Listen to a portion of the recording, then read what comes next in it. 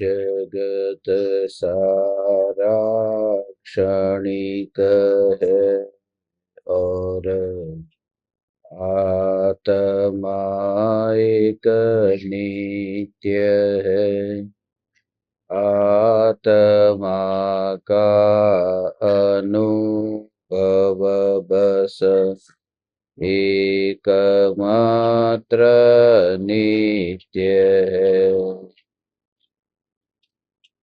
कहन राज को करन मन, करो महान यह काज। आप्त ज्ञान की प्राप्ति है, मंगलमय सुख सार। मंगलमय सुख सार।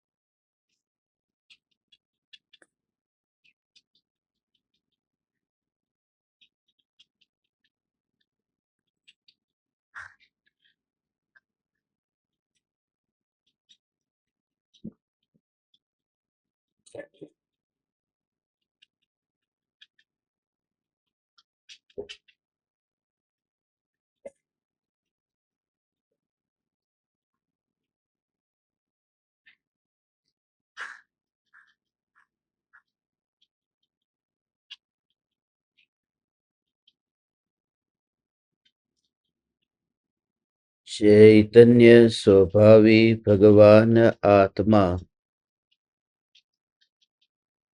स्वयं ही चैतन्य समयसार है।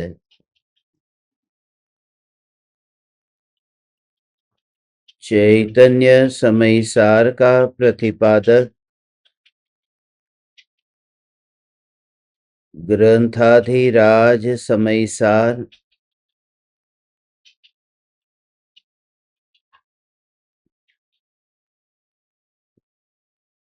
निश्चय नहीं और व्यवहार नहीं की उपयोगिता को समझाता है।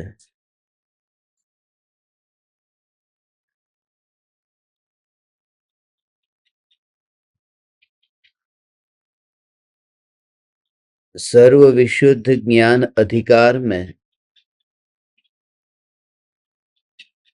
324 से लेकर 327 गाथाओं में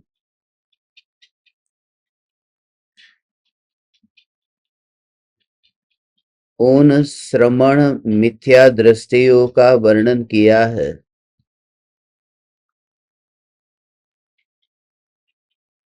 जो स्वयं को परद्रव्य का कर्ता और भोक्ता मानते हैं, जिन्होंने व्यवहार नहीं के कथन को यथार्थ और सत्यार्थ मानकर श्रद्धा में ऐसे बिठा दिया है कि यथार्थ तत्व की खोज ही मिट गई है।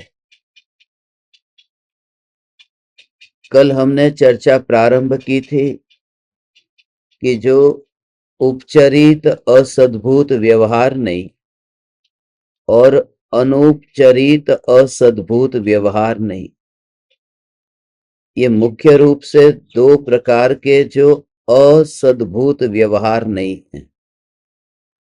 पुरानी बातों को अब याद करेंगे तो आपको सब स्मरण में आएगा कि जो पदार्थ भगवान आत्मा की सत्ता में नहीं है उन्हें असद्भूत कहते हैं। सत्ता का अर्थ है द्रव्य गुण पर्याय। तो घर, गाड़ी, मोटर, बंगला, पत्नी, पुत्र, परिवार, ये आत्मा की सत्ता के बाहर है। और ये शरीर, यह भी आत्मा की सत्ता के बाहर है। इसलिए शरीर और घर, पुत्र, पत्नी, परिवार को असत कहते हैं। सत में नहीं होने से असत है। असद भूत है, सत में नहीं होने से असद भूत है। और व्यवहार नहीं, असद्भूत व्यवहार नहीं। व्यवहार नहीं का जो विषय है वह असत्यार्थ है। वह दो द्रव्यों को मिलाकर के निरूपण करता है। व्यवहार नहीं ये कहता है कि यह शरीर मेरा है, यह मकान मेरा है, मगर दोनों में अंतर है। शरीर भी मेरा नहीं है और मकान भी मेरा नहीं है, मगर जन्म से लेकर मरण तक जिसके साथ में आत्मा रहता है उसे नजदीक का पराया कहते हैं। और जो जन्म से मरण तक साथ में नहीं रहता उसे दूर का पराया कहते हैं। तो ये शरीर भी पराया है और गाड़ी भी पराई, पुत्र, माता पिता ये भी पराये है। मगर वे पराये कैसे है कि पुत्र, पत्नी, परिवार के जब जन्म हुआ था तब माता पिता तो थे मगर पुत्र नहीं था। जब मृत्यु हुई तब पुत्र तो है मगर माता पिता नहीं है। इसलिए ये सभी रास्ते में मिलने वाले मुसाफिरों की भांति है। मगर ये शरीर ऐसा है, जन्म से लेकर के मरण तक साथ में रहता है। ये दोनों ही पराये माने दूर का पराया, घर, गाड़ी, मोटर, बंगला, माता पिता, भाई बहन, पुत्र पुत्री, ये इसलिए क्योंकि जड़ को लेंगे तो घर, गाड़ी, मोटर, बंगला, गांव, नगर, देश, और यदि चेतन को लेंगे तो माता पिता, भाई बहन, पुत्र पुत्री, ऐसे ये सभी पराये को व्यवहार से ये अपना कहने में आता है कि ये मेरा है। कल हमने चर्चा की थी कि भारत मेरा देश है, सभी भारतीय मेरे भाई बहन है। ये व्यवहार का कथन है, ये उपचार का कथन है। मगर इस प्रकार से यदि कोई मान ले कि सभी भारतीय मेरे भाई बहन है, तो फिर तुमने किसी भारतीय से शादी की तो क्या भाई से शादी की, बहन से शादी की? वो बोलने की बात है कि सभी भारतीय मेरे भाई बहन हैं। इसलिए व्यवहार से जो बात बोली जाती है उसको निश्चय में नहीं लाना। ये पूरी कला वह सिखाता है कि निश्चय और व्यवहार में क्या करना। देखो, व्यवहार नहीं के कथन को वाणी में बोला जाता है और ज्ञान में जाना जाता है, ये दो बात। और निश्चय नहीं के कथन को श्रद्धा में मानना है, उसे वाणी में बोलना नहीं। मैं आत्मा हूं, मैं आत्मा हूं, मैं आत्मा हूं, ऐसा वाणी में नहीं बोलना है। वाणी में बोलने से तो तोता रटन हो जाएगा। मगर अनादि अनंत चैतन्य सत्ता, उस सत्ता पर विराजमान होकर जो पर्याय द्रव्य का दर्शन करती है वो देह के अनंत परमाणुओं को अपने आप ही उससे नाता तोड़ देती है। तो ये बोलने की जरूरत नहीं है, वो अंदर में मान्यता में मानना है। 24 घंटे कोई मान्यता मान्यता मान्यता, वो 24 घंटे ऐसी ही चलती रहती।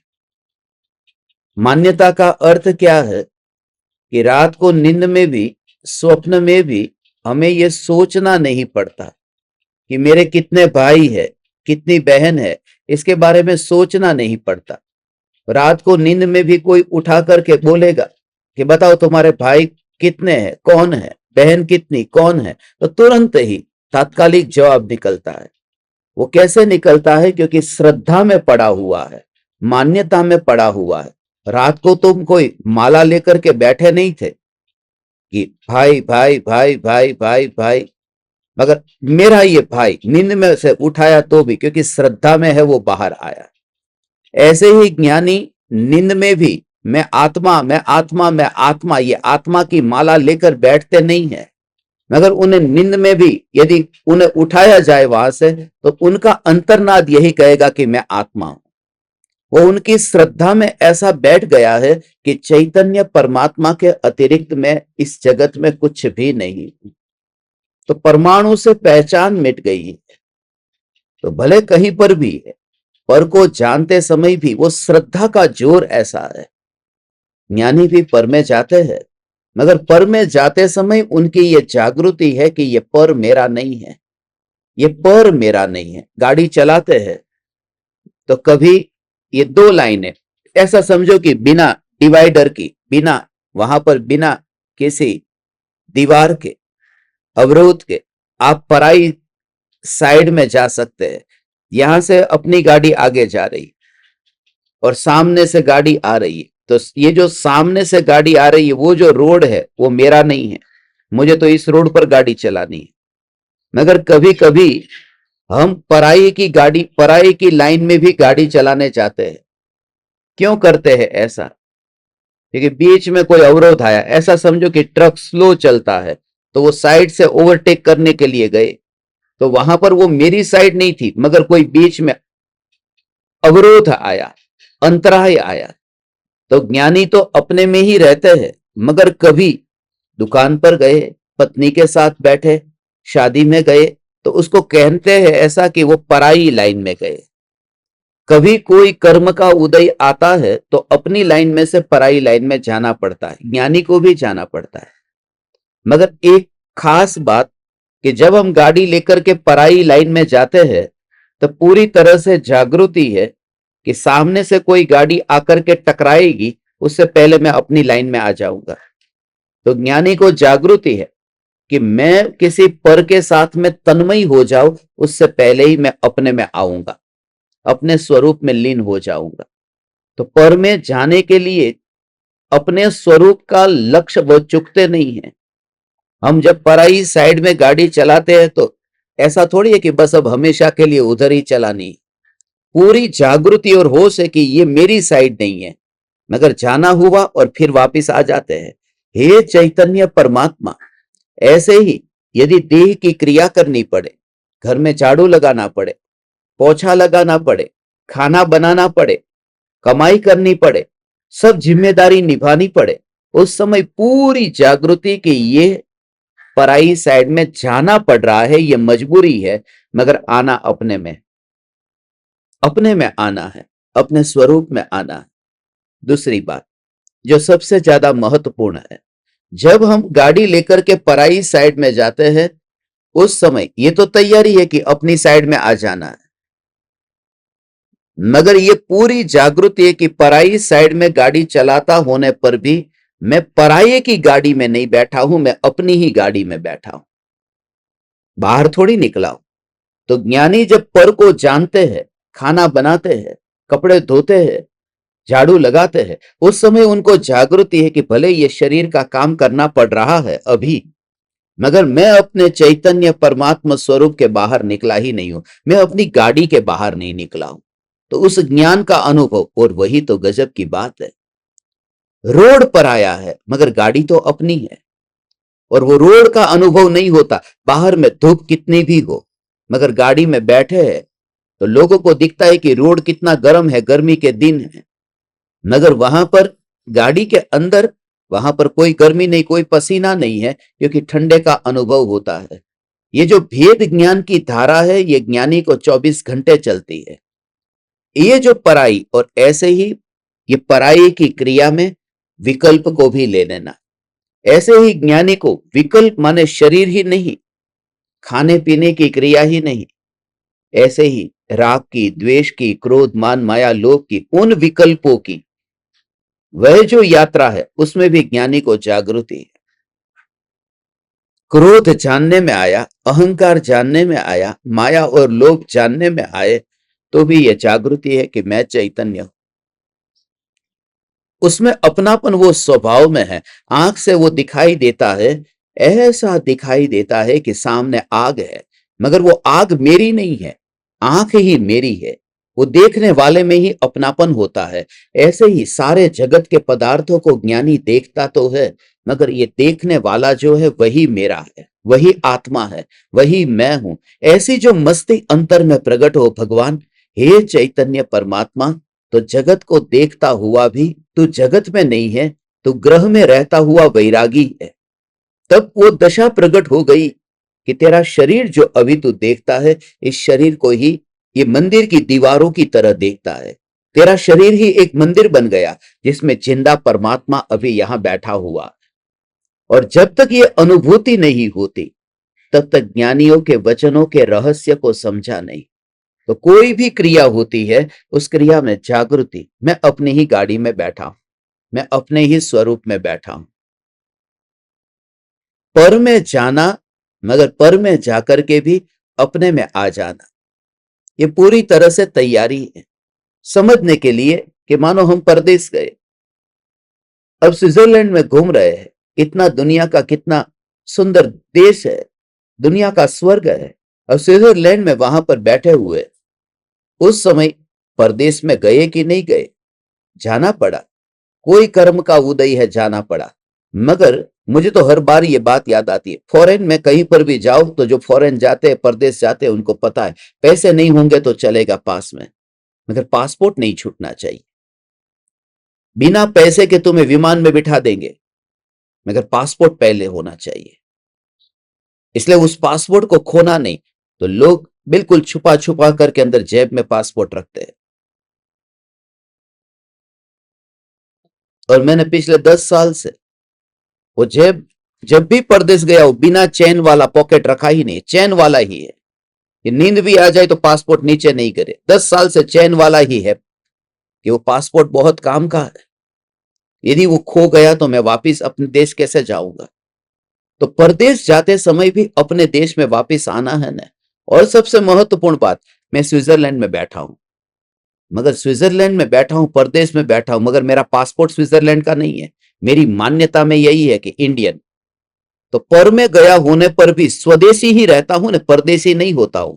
ऐसे ही ज्ञानी पर में जाते हैं, मगर परमय नहीं होते हैं। उन्हें अपने चैतन्य स्वरूप की जागृति है। तो तुम्हें कोई भी उदय से विरोध नहीं करना है। जो भी काम तुम्हें करना पड़ रहा है, ठीक है। तुम्हें घर का कोई भी काम करना पड़े, अरे ये मजबूरी है मेरी, मजबूरी नहीं है, ये उदय का परिणाम है। ये उदय का परिणाम है, उसमें मैं कहीं पर भी नहीं हूं।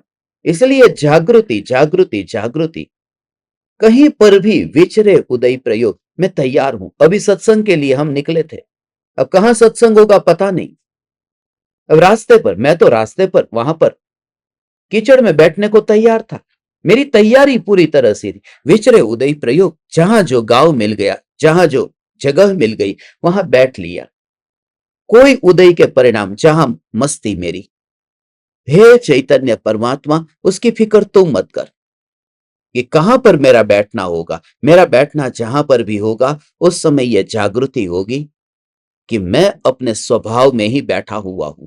गुड़ कौन सी थाली में जाएगा मुझे नहीं पता, मगर मुझे इतनी श्रद्धा है कि जिस थाली में भी गुड़ जाएगा, अपने मिठास के बाहर कहीं नहीं जाएगा। वो मीठा मीठा मीठा उसका स्वभाव। इसलिए तो ज्ञानी जब मृत्यु होती है, तो इस शरीर को छोड़कर के स्वर्ग में देव भी हो गए या नरक में गए, कहीं पर भी कोई भी, उस समय यह जागृति है कि मैं अपने स्वभाव के बाहर गया ही नहीं। वस्त्र बदल गया, शरीर में बुखार तो वही का वही है। सफेद वस्त्र पहना था, अब लाल वस्त्र पहन लिया, पीला वस्त्र पहन लिया, मगर बुखार कहां मिटा। बुखार शरीर में है, कपड़े में नहीं। जो अनुभूति हो रही है गर्म की, ऐसे ही ध्यान की अनुभूति में कांस्टेंट धारा चलती है, उसमें ब्रेक नहीं आता।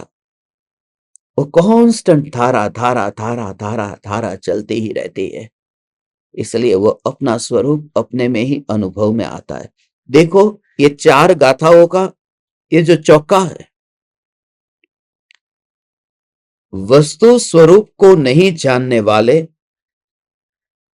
पुरुष व्यवहार कथन को ही परमार्थ रूप से ग्रहण करके ऐसा कहते हैं कि पर द्रव्य मेरा।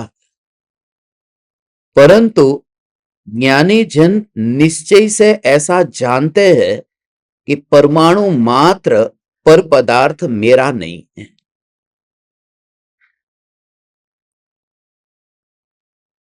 तो वाणी में बात आए तो यही बोलना। वो यदि नहीं बोला तो क्या होगा कि भेदभाव ही नहीं रहे, पांचों पाप भरपूर होंगे। जैसे आत्मा और शरीर को एक नहीं जान तो कोई किसी शरीर को काट दो, क्योंकि कटता तो शरीर है, आत्मा तो कटता ही नहीं। किसी भी शरीर को काटो, तलवार ले लो और किसी का गला काट दो, क्योंकि आत्मा तो कटता ही नहीं है। ऐसा यदि कोई सोचेगा तो हिंसा कितनी फैलेगी। इसलिए भले आत्मा और शरीर अलग अलग है, मगर व्यवहार से यह कहा दोनों एक है।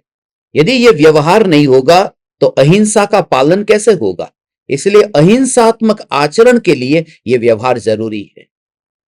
फिर चींटी में भी जीव है, आलू में भी जीव है, गाय में भी जीव है। जीव तो सब में है, और वनस्पति में भी जीव है। तुम गाय को खाओ या वनस्पति को खाओ, पाप तो दोनों में है, क्योंकि दोनों में जीव है। मगर नहीं, हम वनस्पति खाते हैं, हम मांस नहीं खाते। क्यों? क्योंकि उसमें पंचेंद्रिय जीव है। उसकी वेदना, उसकी तड़प वो हमें दिखाई देती है, और जो तड़प दिखाई देती है उसकी ही हिंसा यदि हमसे नहीं छूटती, तो जिसकी तड़प नहीं दिखाई देती उसकी हिंसा कहां छूटेगी। इसलिए पंचेंद्रिय जीव से शुरुआत की। इसलिए त्रस जीवों से शुरुआत की, फिर एकेंद्रिय तक आए, फिर वनस्पति तक आए, फिर वो आलू प्याज लहसुन तक आए, उसके बाद में फिर हरी वनस्पति तक आए, उसके बाद फिर कठोल तक आए, उसके बाद फिर कहा तो फिर उबला हुआ पानी कहा, फिर उससे भी छूटने को कहा, फिर सांस की बात कही, और फिर वो देह की बात कही, फिर वो मोक्ष कहा। ये क्रम है और ये क्रम की जरूरत है।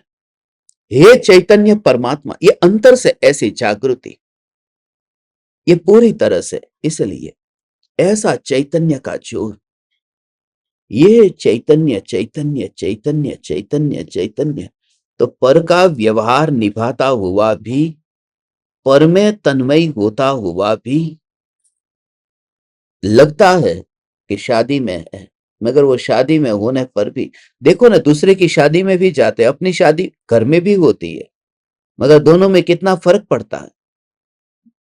दोनों में कितना फर्क है।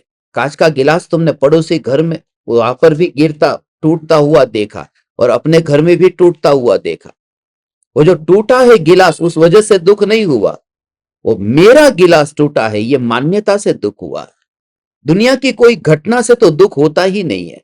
वो रुलाता है, वो प्रसंग नहीं रुलाता है, वो संग है वह रुलाता है, वो संगति है वह रुलाती है। इसलिए ज्ञानी उस स्वरूप में समा गए, इसलिए उनके पास में अब ये शरीर नहीं है।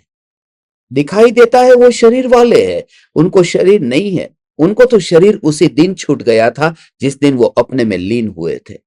जिस दिन उसने अपने में चैतन्य सागर में डुबकी लगे, तो फिर बाहर की दुनिया कहां दिखाई देती है। यहां बाहर के भौतिक के लौकिक उस समुद्र में भी कोई डुबकी लगाए तो किनारा नहीं दिखता, जहाज नहीं दिखता, तरंग नहीं दिखती, सागर की गहराई। ऐसा ये स्वरूप है, ऐसा ये स्वरूप है। चैतन्य चैतन्य चैतन्य चैतन्य चैतन्य चैतन्य चैतन्य चैतन्य चैतन्य चैतन्य अहो भाव। हे चैतन्य परमात्मा, निश्चय और व्यवहार का बैलेंस यहां बताया है। ये निश्चय व्यवहार का बैलेंस, सब कुछ हो, सब कुछ हो।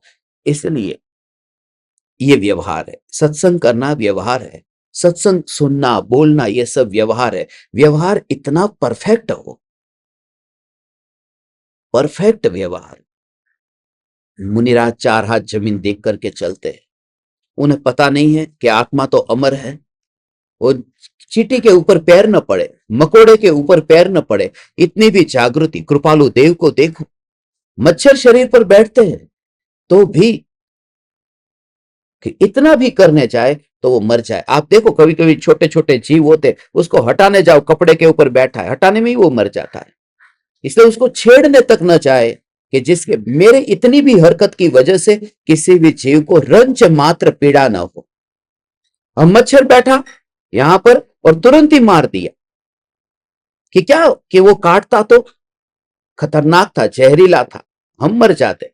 हम तो मर जाते ना, तूने तो मार दिया उसको। तो मच्छर तो तुझे मार सकता था मगर तूने तो मार ही दिया, तो तेरे से ज्यादा खतरनाक जहरीला तो वो मच्छर हो गया। तेरे से ज्यादा खतरनाक जहरीला तो, ये माँ बेटी की एक ही आदत, तेरे से ज्यादा खतरनाक तो जहरीला वो मच्छर हो गया, क्योंकि वो तो मर सकता था मगर तूने तो उसको मार ही दिया। और क्या हुआ कि वो तेरा थोड़ा खून पी रहा था, तूने उसका पूरा खत्म ही कर दिया। और जरा विचार कर कि तेरे यहां पर हाथ में एक सुई चुभती है तो कितना दर्द होता है। एक एक सुई चुभी तो इतना दर्द होता है। तो जरा विचार कर उन उन प्राणियों को जब तू कट करके ऐसे खाता है तो उसकी वेदना, उसकी पीड़ा कितनी होगी। इसलिए हाथ जोड़ करके भगवान के सामने झुकना ये अलग बात है, और अंतर में जीवन में धर्म प्रकट होना बिल्कुल अलग बात है। 5 मिनट घंटिया बजा देना ये अलग बात है, मगर मेरे जीवन में ये निश्चय होना कि मेरे द्वारा किसी के प्राण को रंच मात्र पीड़ा न पहुंचे। और भी विकल्प है, और भी सुविधा है, चलो मैं इतने जीवों की हिंसा से बचूं। और ये अपने पर घटित करता हुआ देखता है। तो जीव और आत्मा अलग है, मगर व्यवहार की जरूरत है।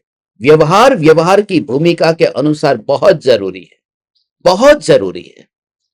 यदि तुम्हारी अमेरिका की फ्लाइट है और सुबह 5 बजे उठना है, तुम 4 बजे एयरपोर्ट पहुंच जाओगे। It's a matter of priority. कितनी महिमा तुम्हें है उसकी बात है।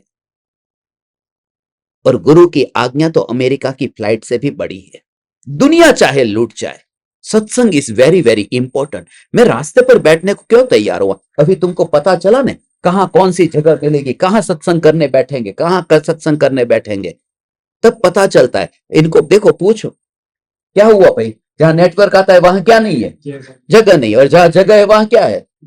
नेटवर्क नहीं है। तुम घूमो पूरी दुनिया में, पता चले आज 325 दिन से एक भी सत्संग छूटा नहीं, because it is the matter of priority. तुम तो बिल्कुल मूर्ख पागल हो, प्रमादी हो। इसलिए मैं तुरंत ही क्यों आपकी गाड़ी में आया, क्योंकि प्रमाद नहीं चाहिए, मुझे स्फूर्ति चाहिए।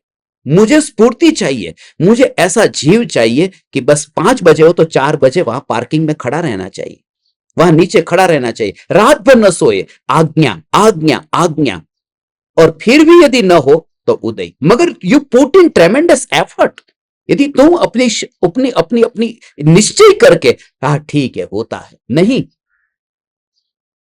और सबसे बड़ी बात मैंने आज सुबह ही इसको बताई, यदि मैं किसी के साथ में मिशन पर निकलता ना तो एक फ्लाइट ठीक टाइम पे नहीं पकड़ता। ये अकेला था उस वजह से, क्योंकि किसी का इंतजार ही नहीं करना। तुम उठो, बैग पकड़ो, निकलो टाइम से।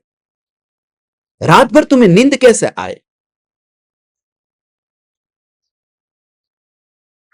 5:00 और 0 सेकंड पर मेरा दरवाजा खुला, क्योंकि 1 सेकंड भी, 1 सेकंड के बाद तो पैर आगे था। But it is the matter of priority.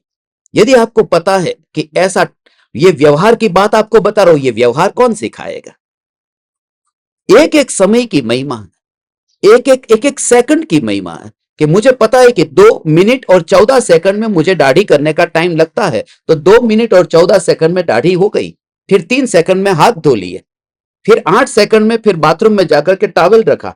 ये जो एक एक चीज के लिए, और हमारी पूरी जिंदगी ऐसे बीत जाती है क्योंकि प्रमादी लोग हैं, पड़े ऐसे। व्यवहार बहुत जरूरी है, व्यवहार के बिना निश्चय कभी नहीं मिलता। हाँ, व्यवहार का पालन करने के लिए तुम पूरी तरह से सावधान रहो। मुनिराज जैसे चलते हैं, पूरी सावधानी, फिर भी कोई छोटा जीव दिखाई नहीं दिया तो ठीक है, ठीक है, माने उसका पाप तो है मगर सावधानी खुद की पूरी तरह से थी। व्यवहार परफेक्ट हो, और सब पता है कि कहां कहां कौन सी घटना घटने वाली, और सब पता है। फिर भी मुनिराज को पता नहीं उसके आयुष्य का उदय उतना होगा, वह मरेगा, जिसको बचना होगा वो बचेगा। फिर कितने सावधानी से चलते हैं, 4 हाथ जमीन देख करके, दूर दूर तक का, कि कोई ऐसे पैर के नीचे नहीं, दूर दूर तक का, कि कोई जीव नीचे ना आ जाए। 5 लाख की टिकट खरीदी हो अमेरिका की, तो महिमा कैसे आती है? तुम्हें जिस दिन गुरु के वचन की उतनी महिमा आने लगे, फिर बहाने मत बनाना कि ऐसा था, ऐसा था, ऐसा था। नहीं, तुम्हारा ही प्रमाद था। कुछ भी हो जाए, तब पता चलता है। जब तुम जीवन के अनुभवों से गुजरो ने, तब पता चलता है। ये सत्संग ऐसे ही नहीं मिला। इस सत्संग के लिए 2-2 बजे, 1-1 बजे जाग करके रात को ऐसे ऐसे रास्ते पर बैठ बैठ करके ये सत्संग अभी तक पूरे हुए हैं। ये चैतन्य परमात्मा तुम्हारे प्रति ये अनहद करुणा की वजह से आज ये 325 दिन पूरे हो गए। 325 दिन में एक दिन भी अपना सत्संग नहीं छूटा। और कहां पर क्या कहां लिखा हो सत्संग करना। हम ढूंढ रहे थे कोई ढाबा, हम ढूंढ रहे थे कोई रेस्टोरेंट, मगर मेरा मन नहीं मानता था। मुझे बैठना था किसी मंदिर में। मैंने बोला था एक मंदिर वहां पर है, थोड़ा साइड में था, मगर नहीं, वो मंदिर ये था। मुझे इस मंदिर में आकर बैठना था। जिन जीवों की भवितव्यता और होनहार है, तुम्हारी स्फूर्ति, तुम्हारा उल्लास, और किसी का भी इस दुनिया में इंतजार मत करो। अपना काम करो, फटाफट निकलो, फटाफट निकलो। यहां पर दूसरों का इंतजार करने पीछे मुड़ के देखता है, उसमें आगे कितने जीव मर जाते हैं। इसलिए तो मुनिराज चुपचाप आगे चलते हैं, और जिनको चलना हो वो चल लेंगे। पूज्य गुरुदेव श्री कांजी स्वामी ने यही किया। एकले चले थे, कारवा जुड़ता गया, मगर पीछे तो देखा ही नहीं था। यदि तुम्हें साथ में चलना है तो तुम्हें स्पीड पकड़नी पड़ेगी। अब मैं आपसे कहता हूं, यदि तुम्हें साथ में रहना है तो तुम्हें भागना होगा, नहीं तो पीछे छूट जाओगे। और उसका फल परम कृपालु देव भोग रहे। उसकी तड़प कृपालु देव की है। महावीर भगवान के अंतेवासी शिष्य थे, पीछे रह गए थे, इसलिए थोड़ा प्रमाद था, इस वजह से।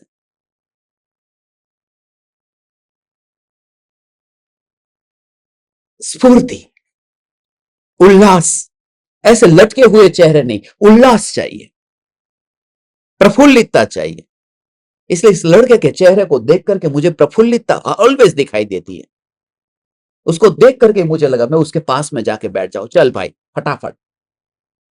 उल्लास, प्रफुल्लितता, स्पीड, व्यवहार और निश्चय दोनों का बैलेंस। मैं जानता हूं कि सब कुछ क्रमबद्ध में है, वरना हे कृपालु देव, हम मुनि कैसे होंगे? पड़े रहेंगे प्रमादी होकर के? नहीं, हम मुनि होंगे। आप जैसे कृपालु देव का योग मिला, और जैसे जैसे योग में आप रहेंगे, तुरंत धीरे धीरे आपको पता नहीं असर होता जाता है। प्रमादी के साथ में तुम थोड़े थोड़े प्रमादी होते जाओगे। इसलिए ज्ञानी फासला जब बना लेते हैं, उसका कारण ये, मुनिराज जंगल में क्यों चले गए? एक कमरे में बंद होकर के मुनि धर्म का पालन करते। उनको पता है कि प्रमादियों के बीच में रह करके मैं खुद प्रमादी हो सकता हूं। चुपचाप निकल जाते वन जंगल। वो जानवर के साथ में रहते, मनुष्य के साथ में नहीं रहते। क्योंकि जानवर वो मुर्गे के साथ में रहेंगे, वो मोर के साथ में, वो कोकिला के साथ में रहेंगे, कोयल के साथ रहेंगे, मगर मनुष्य के साथ नहीं।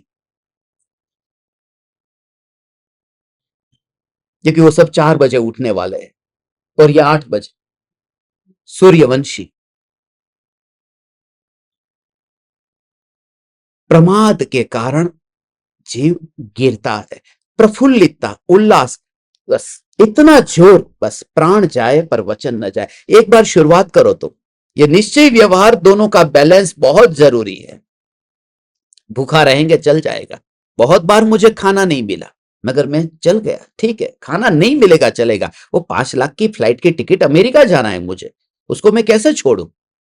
चलेगा उसके बिना। तुम जैसे होते तो थेपला है, चटनी है, मिर्ची है। अरे मिर्ची रह गई, उतनी देर में फिर फ्लाइट चली गई और मिर्ची लग गई। ऐसा नहीं होता। मैं सभी ज्ञान दीपकों से कहता हूं, व्यवहार तुम्हारा सुधारो, व्यवहार में तुम निपुण हो जाओ, व्यवहार में तुम इतने परफेक्ट हो जाओ। और न हो सको, ठीक है, तुम बिल्कुल जमीन पर बैठो ने। तुम्हारी हड्डियां टूट गई है, बैठो तुम जमीन पर। कुर्सी क्यों तुमने ली? योगा के लिए नीचे बैठते हो और सत्संग के लिए कुर्सी चाहिए। मुझे तो ये मजबूरी में बैठना पड़ा। लैपटॉप रखता कहां पर? मैंने तो इनको बोला नीचे बैठे। मगर तुमको तो लैपटॉप नहीं रखना है ना। और जैसे जैसे तुम अपने शरीर को ढालोगे ऐसे ऑटोमेटिक होता जाएगा।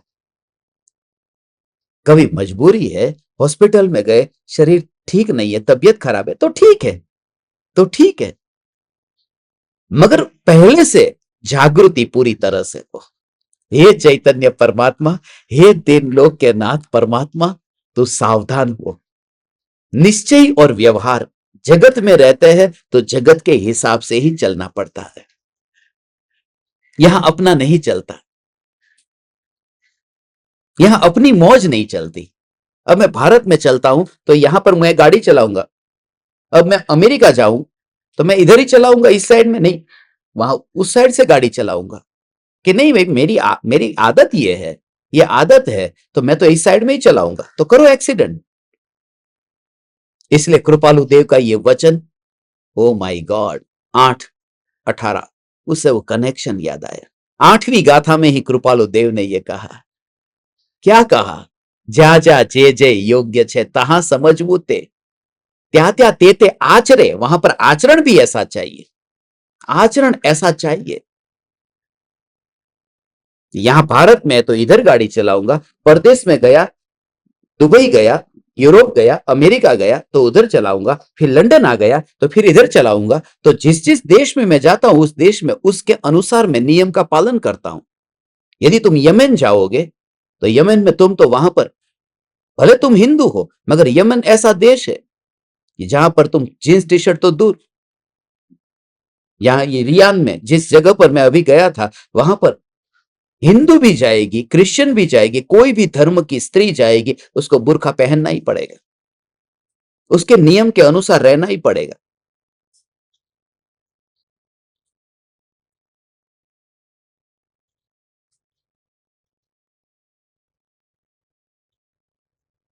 तो मुसलमान नहीं है मगर फिर भी बुर्का पहनना पड़ेगा, क्योंकि इस देश का नियम है, और नहीं पहना तो जेल में डाल देंगे।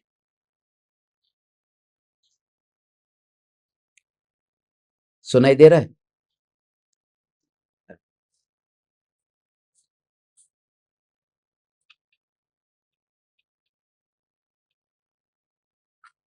जहां पर जैसे होते हैं ऐसे नियम का पालन करना पड़ता है। ये व्यवहार, व्यवहार के बिना निश्चय कभी नहीं मिलता, और तीन लोक तीन काल में नहीं मिल सकता। गुरुदेव का प्रवचन सोनगढ़ में चालू होता था ना, कैसी, 3 बजे गुरुदेव का प्रवचन चालू होता था। लोग ये नहीं कहते थे कि 3 बजे गुरुदेव का प्रवचन चालू होता है, लोग ये कहते थे कि गुरुदेव का प्रवचन चालू होता है तब घड़ी में 3 बजते हैं। और वे वो गुरुदेव, हम उस गुरुदेव के शिष्य है, वो गुरुदेव जो कहते थे सब कुछ निश्चित है, आकुलता क्यों करना, उनका ये व्यवहार परफेक्ट है।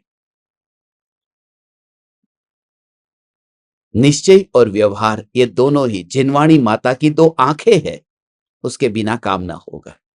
उसकी वजह से आकुलता भी ना हो, मगर जागृति पूरी तरह से।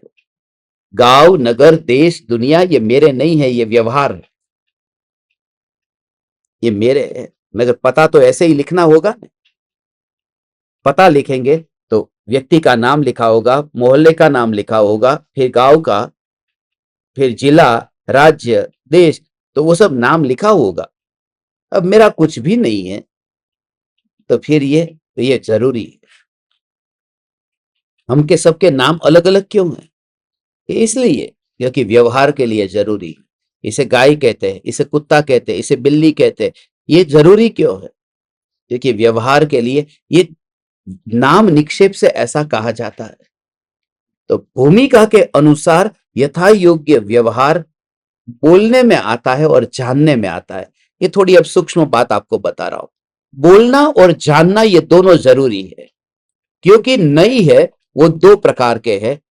जो नई है ना, वो श्रुत ज्ञान जो है वह 2 प्रकार का है, ज्ञानात्मक और वचनात्मक ज्ञान। और इसलिए 2 ज्ञान कहे हैं, एक भाव श्रुत ज्ञान, दूसरा द्रव्य श्रुत ज्ञान। भाव श्रुत ज्ञान ज्ञानी के अंदर में है, और द्रव्य श्रुत माने लिखा हुआ। तो जो शास्त्र है ना उसको भी ज्ञान कहते हैं, और ज्ञानी बैठे हो तो उनमें भी ज्ञान है और शास्त्र में भी ज्ञान है।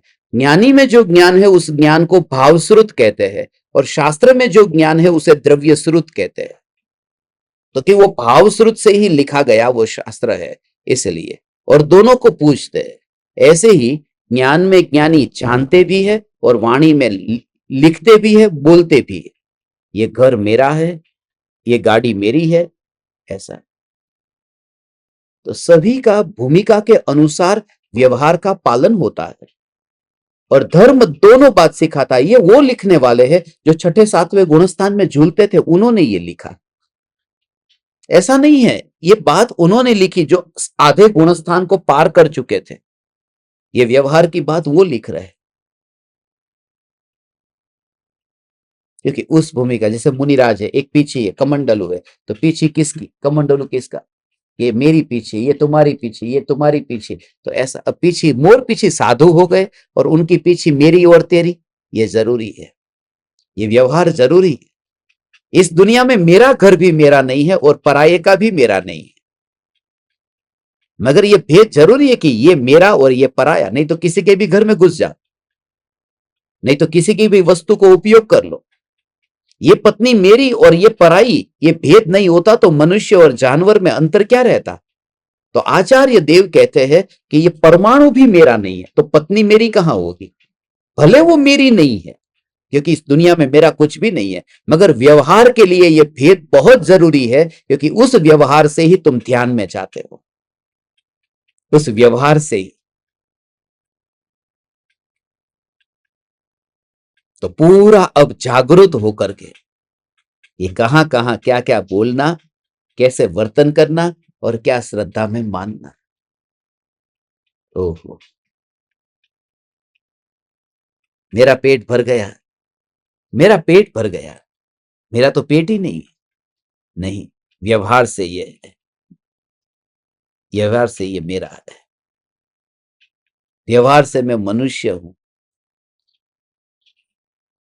ये व्यवहार, ये सारा व्यवहार इसलिए, मूर्ति में परमात्मा होते हैं, मूर्ति में तो भगवान होते ही नहीं है। भगवान तो भगवान के पास है। तो जितनी भी मूर्तियां बनी, ये मूर्तियां, फिर मूर्ति में तो भगवान होते ही नहीं है। यदि मूर्ति में भगवान नहीं होते तो पूजा क्यों करते? इसका नाम व्यवहार है। ये जरूरी है, क्योंकि जब तक हमें कोई अवलंबन नहीं है, देखो अपने घर में दादा नहीं है मगर उनकी तस्वीर घर में रखी कि नहीं? वो बच्चे पूछते कि ये कौन है? बेटा ये मेरे पिताजी, तेरे दादा है। तो बच्चे को परिचय कैसे होगा? उसके लिए जरूरी है। तो जरूरी है, तो जहां असत्य, जहां सत्य नहीं है, जहां रियलिटी नहीं है, मगर फिर भी वो व्यवहार की हमें जरूरत है। उस व्यवहार के बिना कोई आत्मा के ध्यान में लीन हो ही नहीं सकता। हे चैतन्य परमात्मा, निश्चय और व्यवहार दोनों का बैलेंस रख। तू न तो ध्यान में उतना चला जा कि तू तेरा व्यवहार भूल जाए और पत्नी को भीख मांगने जाना पड़े। तुझे कमाई भी करनी है और तुझे आत्म साधना भी करनी है, इसलिए क्योंकि तू घर में रहता है। जंगल में जाकर गुफा में यदि चला गया होता तो चलेगा। तो जिस जगह पर रहता है उसके अनुसार व्यवहार, उसके अनुसार न्याय नीति का पालन होना चाहिए, उसके अनुसार। इसलिए कृपालु देव ने, इस वजह से ही कृपालु देव ने व्यापार किया। नहीं तो कृपालु देव, जब हमारे जैसे लोग उनको 2 टाइम की रोटी मिल सकती है, उनको कोई दवाई लेकर के दे सकता है, तो कृपालु देव को नहीं दे सकते थे? ऐसे महापुरुष को, गांधी जी के साथ में जिनका कांटेक्ट हो, वो दे सकते थे, मगर कृपालु देव ने नहीं लिया। खुद व्यापार किया, मुंबई में जवेरी बाजार में खुद किया, क्योंकि ज्ञानी किसी का भी एहसान नहीं लेते, खुद का खर्चा। सचमुच अंदर से जब भी कोई बोले तो उनको लगता है ये क्या कर रहे हैं। हाँ, तुम्हें मंदिरों में करोड़ों रुपए खर्च करने उतने करो, मगर जो मेरा खर्च है वो तो मैं ही निभाऊंगा। ये व्यवहार है। क्यों मैं तुमसे लूं? क्यों लूं? क्यों मैं तुमसे लूं? पहले ये बताओ, उसका कारण क्या है? मैं तुमसे ज्ञान देता हूं, तुम्हें ज्ञान देता हूं इसलिए। इसका मतलब तुमने सौदा किया, तुमने व्यापार किया। मैं तुमसे क्यों लूं? कुछ नहीं। इसलिए इस ज्ञान की बात को अलग है। इसलिए कृपालु देव ने किसी से कोई लाभ नहीं लिया। हे कृपालु देव, आपके द्वारा हमें जो व्यवहार सीखने को मिला है, ये सचमुच ही अत्यंत उपयोगी है। ये ग्रंथाधिराज, ये ये ये ये चैतन्य का नाद भी करता है और व्यवहार की पुकार भी करता है। ये ज्ञानियों का जीवन, ये एक नहीं, सारे ज्ञानियों के जीवन को देखो न, वहां पर रहते थे, काम करते थे।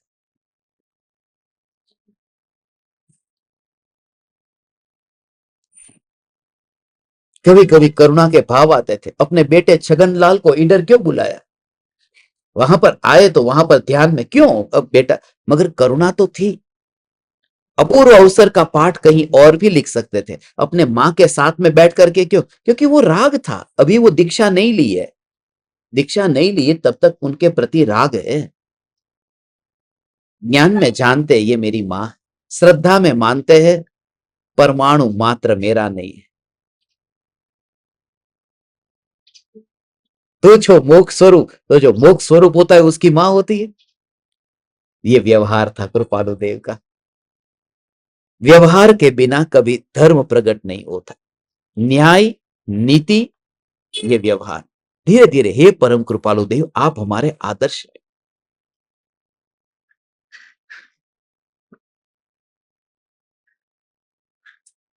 तो जिस गांव को, ये देखो कल क्या कहा और आज क्या कह रहे, वस्तु स्वरूप को नहीं जानने वाले पुरुष व्यवहार कथन को ही परमार्थ रूप से ग्रहण करके ऐसा कहते हैं कि परद्रव्य मेरा है। ये झूठे को ऐसा है। वो छिनवाणी माता की भाषा के भाव को समझना। भाषा ये है कि घर मेरा है, ये कहा, मगर वास्तव में उसका भाव यह है कि व्यवहार की भाषा के पीछे कि तेरा नहीं है, ये कहने के लिए कहा है। अब माँ है, बच्चा माँ के पास गया कि माँ मैं मूवी देखने जाऊं, ये कितने बजे जाना है, कि 9 से 12 का शो है। माँ ने कहा चुपचाप घर में बैठ, कल तेरी परीक्षा है, कोई फिल्म देखने नहीं जाना है। तो भी 8 बजे से बच्चा इधर उधर घूम रहा है, वो मौका ही ढूंढ रहा है। 8:30 बजे चला गया। माँ को पता चल गया 9 बजे दिखता ही नहीं है कि वो चला गया है। 12 बजे आया, दरवाजा खटखटाया, माँ दरवाजा खोल। माँ ने दरवाजा खोला नहीं। क्यों? तो क्यों आया वापिस? वो थिएटर वाले ने तुझे सोने के लिए नहीं दिया, जा दूसरा शो देख के आ ना। एक शो देख के आया ना तू, जा दूसरा शो भी देख करके आ। वो बेटा क्या कहता है, माँ मुझे माफ कर दे, मैं अगली बार नहीं जाऊंगा, एक बार भी नहीं जाऊंगा। माँ कहती जा दूसरा शो देख के आ। दोनों का स्टेटमेंट देखो, जो पहले एक देखने को कहता था और माँ मना करती थी, अब दूसरा देखने को कहती है। और बेटा कहता था एक देखने के लिए मौका दे, वो कहता है कभी नहीं जाऊंगा।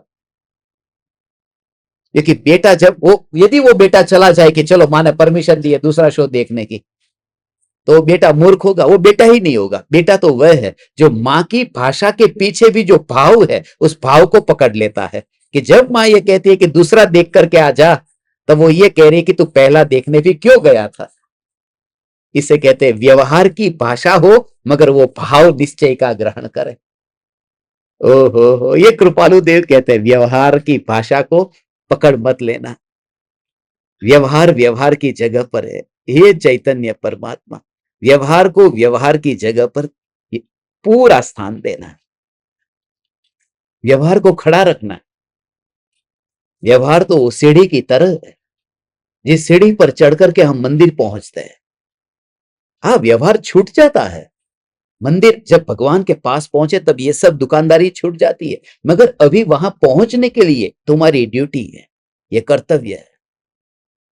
बच्चों को पढ़ाना लिखाना ये कर्तव्य है तुम्हारा, ये तुम्हारी ड्यूटी है।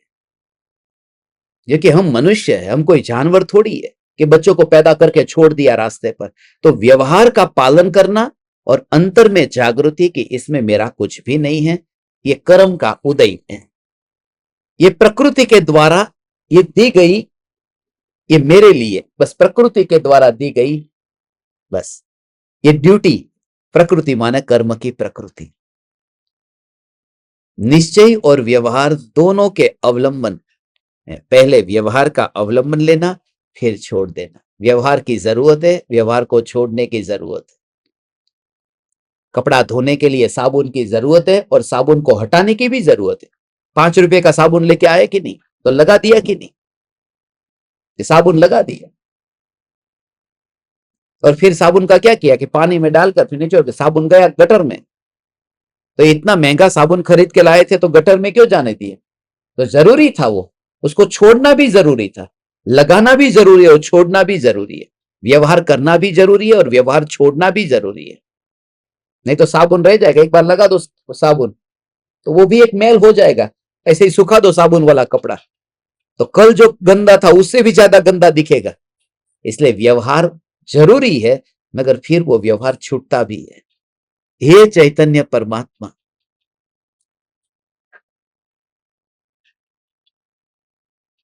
निश्चय और व्यवहार ये दोनों साथ में होते हैं। केले का छिलका जरूरी है, छिलका तो खाना ही नहीं है, फिर छिलके की क्या जरूरत है? वो जरूरी है। छिलका नहीं होगा तो अंदर का केला खाने लायक ही नहीं रहेगा। उस छिलके का उपकार है, वो व्यवहार है, वो छिलके जैसा है, जिसकी जरूरत भी है और जिसको छोड़ना भी है। और कुछ लोग समझदार होते हैं, जितना जितना केला खाते उतना ही छिलका छोड़ते जाते। तो जितना तुम्हें अंदर में निश्चय प्रकट हो उतना उतना व्यवहार छूटता है, उससे पहले नहीं। मगर छोड़ना, केला खरीद कर लेकर आए और छिलका छोड़ा ही नहीं तो एक दिन छिलका भी जाएगा और केला भी जाएगा, सड़ जाएगा। इसलिए व्यवहार जरूरी है, मगर उसका टाइम आने से तात्कालिक उसको छोड़ना है। इसलिए आचार्य देव ने तो एक शब्द का उपयोग किया है, बस अत्यंत दृढ़ता से निर्दयी होकर के उस व्यवहार को छोड़ देना। फिर जिस बोट में तू बैठा है उस बोट को छोड़ देना। सामने किनारा आ गया, छोड़ देना। फिर उस बोट के उसको सिर के ऊपर लेकर के फिर मत ढोना कि इस बोट का उपकार है जिसने मुझे इस किनारे पहुंचाया।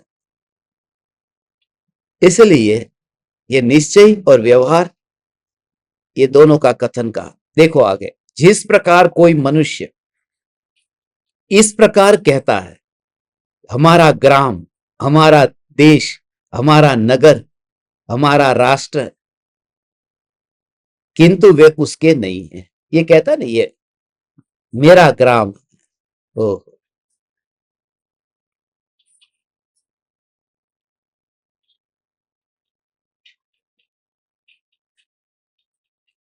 मेरा देश,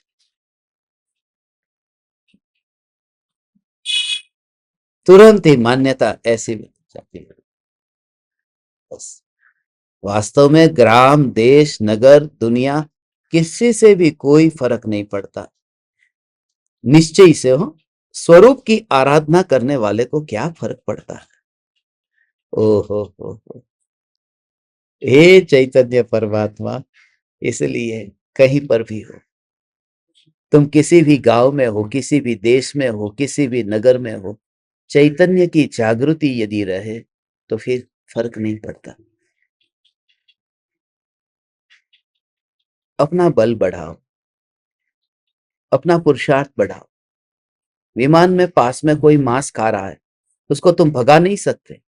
कोई शराब पी रहा है, उसको तुम भगा नहीं सकते। एक बार मैंने सत्संग में कहा, मेरे बहुत से ऐसे परिचित मित्र हैं जो शराब भी पीते हैं, जो मांस भी खाते हैं, मगर मैं उनसे नफरत नहीं करता। कोई बात नहीं, आज नहीं कल परिवर्तन आएगा।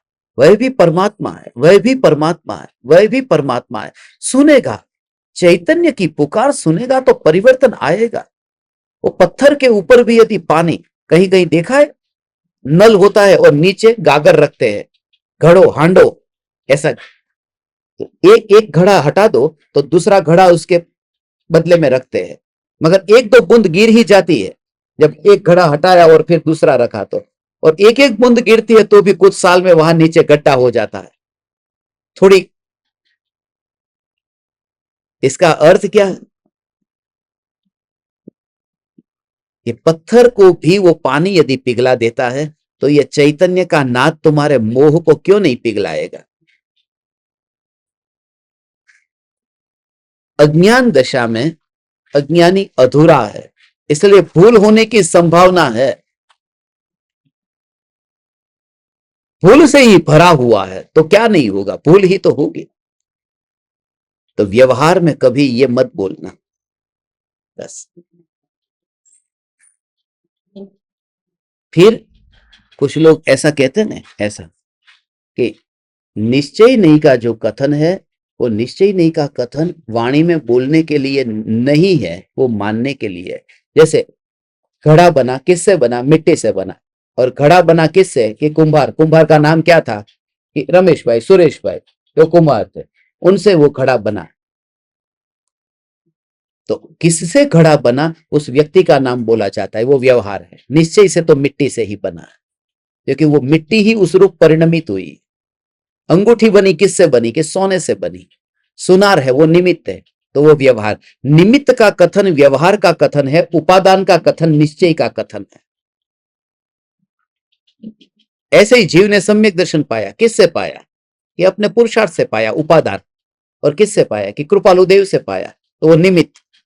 तो निमित्त जो बनता है उसको व्यवहार से ऐसा कहते हैं। सदगुरु ना उपदेश थी आयु अपूर्व भान, तो वो व्यवहार, वो निमित्त की बात है। तो वाणी में तो यही बोलना, कभी गुरु के सामने मत बोलना मैंने पुरुषार्थ किया था और पाया। तो बोलने की बात है, आपका ही उपकार है, आपका ही उपकार है, मैं तो कुछ नहीं जानता था। और अंदर में तो खुद का ही पुरुषार्थ। ये बैलेंस, हे ज्ञान दीपक,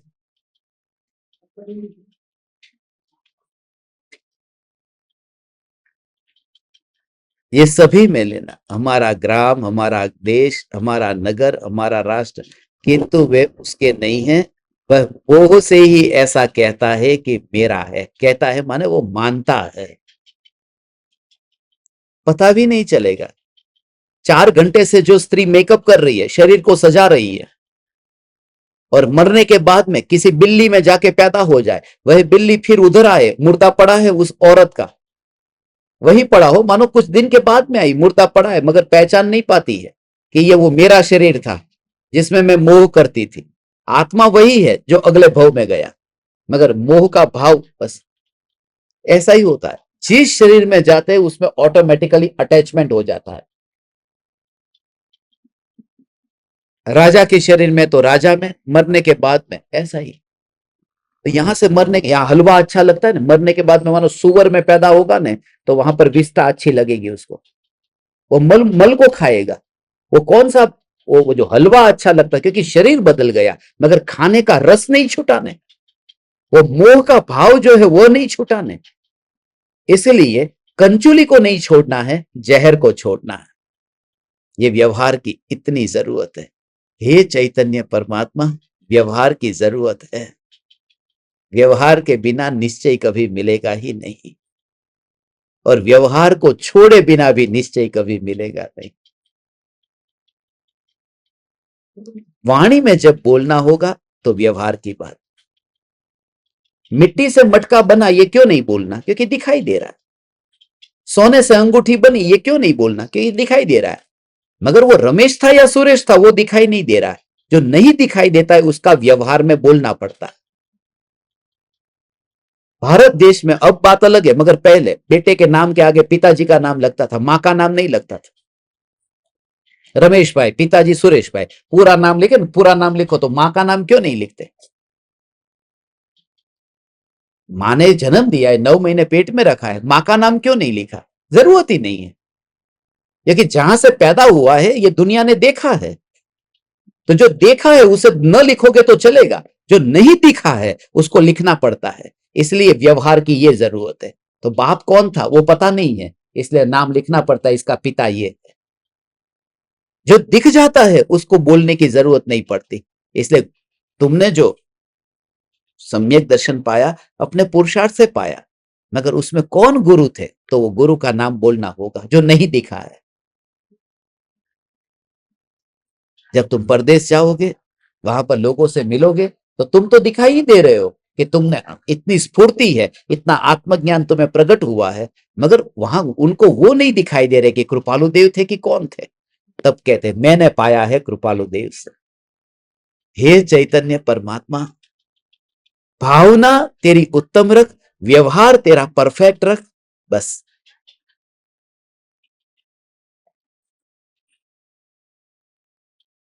परम कृपालु देव, हम आपको अनंत अनंत प्रणाम करते हैं। आज हमें सत्संग करने की भावना थी, मुझे गांधी जी के ऊपर बोलना था, गांधी जी याद ही नहीं आए। मुझे रावण पर बोलना था, रावण याद ही नहीं आए। ऐसा ही है कि वाणी भी वही निकलती है जिनके सामने जरूरत है। विचरे उदय प्रयोग, कृपालु देव ऐसे ही तो लिखते गए थे। रावण के आज पुतले जलाए जाएंगे। पागल दुनिया पागल ही रहेगी ये दुनिया। मुझे आश्चर्य होता है, रावण के पुतले जलाए जाते हैं। इस जमाने में राम मिलना तो मुश्किल है, रावण मिलना भी मुश्किल है। ऐसा कौन रावण है जो 6 महीने तक पराई स्त्री को अपने पास में रखे और हाथ न लगाए? ऐसा रावण, और उस रावण के पुतले जलाए जाते हैं जो इतना, उसको सीता के साथ कुछ नहीं करना था, करना होता तो उसको छू लेता ना। अहंकार है वह, वासना नहीं। हे चैतन्य परमात्मा, और जो रावण के पुतले को जलाते, खास करके वो लोग जो आगम को पढ़ते, उन्हें निर्वाण कांड अवश्य पढ़ना चाहिए।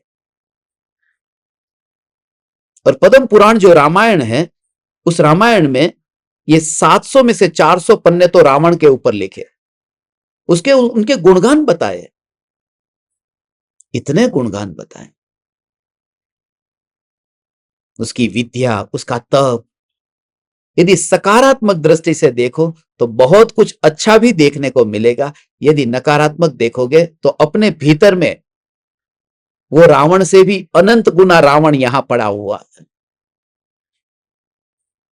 वो 10 सिर वाला कोई रावण था ही नहीं। वो कल मेडिकल में मुझे याद आया था, मेडिकल में वो दवाई खरीदते हैं तो दवाई की वो स्ट्रिप होती है, उसमें कितनी गोली होती है? 10 होती है। सिर दर्द की दवा 10 होती है। तो कल कोई कह रहा था वहां ये बनी थी रावण के लिए, 10 सिर थे ना, एक एक के लिए एक स्ट्रिप। अपना एक हो गया, इसलिए रोज की एक लो।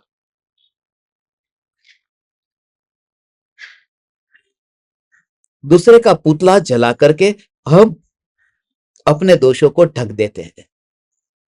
दूसरे की लाइन को छोटी करके अपनी लाइन पहले से छोटी थी उस सत्य को छुपा देते हैं।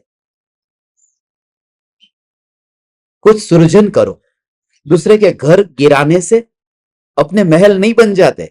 खुद मेहनत करके महल बनाओ, दूसरे के घर का विचार क्यों करना? रावण ने जो किया सो किया, मैं क्या कर रहा हूं ये देखने, और मुझे क्या करना है ये देखने। जिंदगी पल पल ऐसे ही खत्म हो रही है, मृत्यु के द्वार की ओर हम आगे जा रहे हैं, और पछतावा न हो। हे चैतन्य परमात्मा, महाभाग्य से ये योग मिला, यहां हमें सत्संग करने का अवसर मिला। हम धन्य भागी है। जहां बैठे वहां धर्म सभा, वहां समोसरण।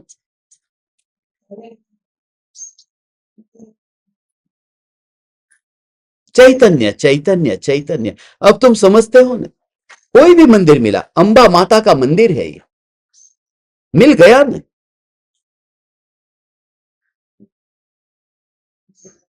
समयसार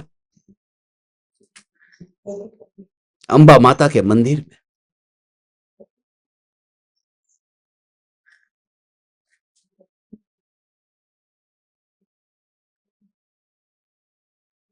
कौन से गांव में, यहां देखा रात को सपने में आया था इस गांव में आने वाले। ये गांव का नाम पता? गांव का नाम भी नहीं पता, और आकर के बैठ गए। रास्ता देखा, गली देखी, सीधे आके बैठ गए। इससे समझ में आता है कि हमारा क्या चलता है। किस्मत जहां ले जाती है वहां पर ही हम जाते हैं, हमारा कुछ भी नहीं चलता। मगर भावना मेरी थी कि ज्ञान दीपकों का सत्संग न छूटे। बस 7:42 और 0 सेकंड पर ज्ञान दीपकों के सामने ये कैमरा चालू हो जाए। अनंत अनंत प्रणाम करता हूं। आप परमात्माओं के योग में रहकर मेरा इतना समय समय पर शुरू हुआ। अनंत अनंत प्रणाम। चैतन्य समय सार, चैतन्य समय सार, चैतन्य समय सार।